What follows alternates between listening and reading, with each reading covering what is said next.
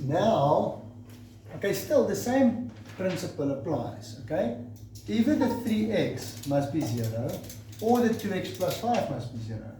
Because a bracket means you're multiplying. So if you multiply the bracket by 0, then you get 0.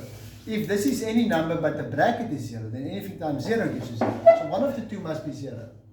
So you're going to say 3x is equal to 0 or 2x plus 5 is equal to 0.